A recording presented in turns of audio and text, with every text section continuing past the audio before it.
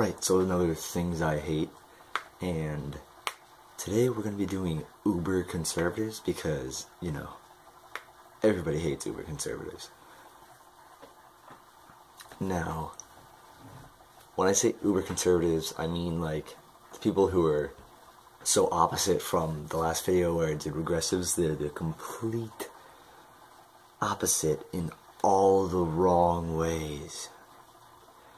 Like, they're still extremely regressive, but the way they're regressive is in a bigoted form, and it's real bad. Like, people I loop in with uber conservatives, it's hard to think of a majority of the Republican candidates, or at least all of them that say ban all Muslims, that Obama is a Muslim and hasn't released his birth certificate, which happened, but, you know, let's just deny that it happened because Obama, right? They think that Obama wants to confiscate guns. They think Obamacare didn't do anything. And they think that taxing the poor and giving tax relief to the rich makes sense. So, and uber conservatives are also commonly just bought by companies and stuff. Like, don't get me wrong, Democrats are also bought commonly. Like, Hillary Clinton is definitely a bought politician. Martin O'Malley, I'm not really that big on Martin O'Malley. He's like the third man nobody really gives a shit about, you know. Martin O'Malley's just there, but it's really like Hillary and Bernie, and Hillary's the establishment, Bernie is the anti-establishment. And good to the American people, we are supporting Bernie like we should be. But back to uber conservatives. A big thing with uber conservatives is they're anti, like, everything that's should be good. Like, they're anti-gay marriage, they're anti-abortion, they're anti-immigration, they're anti-any religion but usually Christianity, which makes no sense. I mean, they usually despise atheists. That's all I can really think about. But they're extremely close-minded. They never think about something and then say, oh, that might be true. Oh, and they're also anti-global warming. I don't know how you can be anti a fact, but, you know, I guess they're just morons. But, oh, it snowed last week. Yeah, bitch, it just snowed 30 inches where I live. It doesn't mean shit. 2015 was the hottest year in recorded history, I believe. I believe that's, or like in recorded history since like the 1890s or something. Don't quote me on that, but I'm pretty sure it's one of the hottest years ever recorded.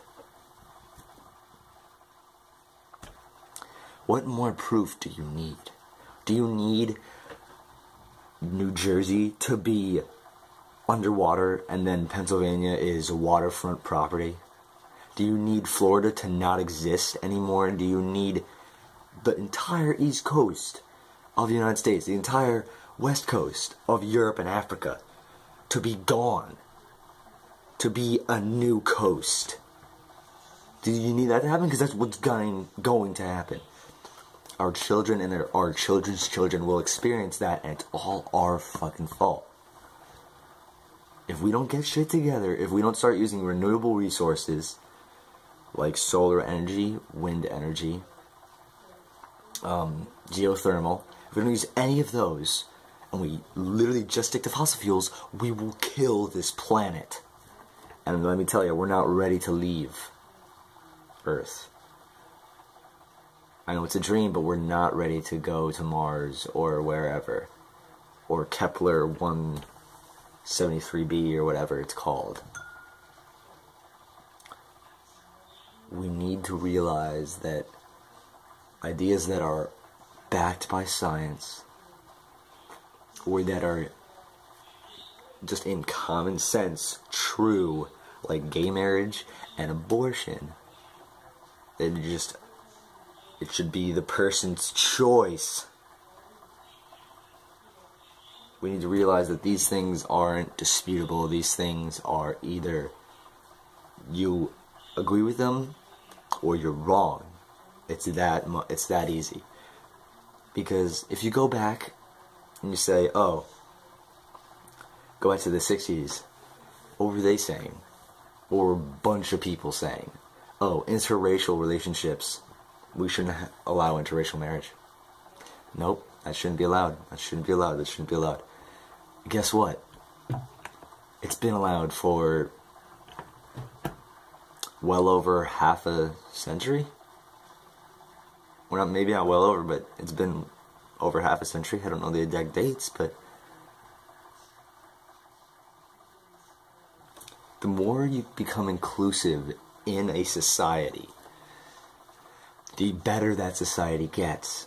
Because if you give the freedoms to every single person, if you give the opportunity to every single minority, those minorities can bring up more and more people that will benefit your country. If you simply make them assimilate and make them change their ways, well, then America really isn't a melting pot now, is it? Alright, so that was the second things I hate. If you enjoyed the video, leave a like. If you want to see more of this, you can subscribe down below. This is John, and I'm signing off.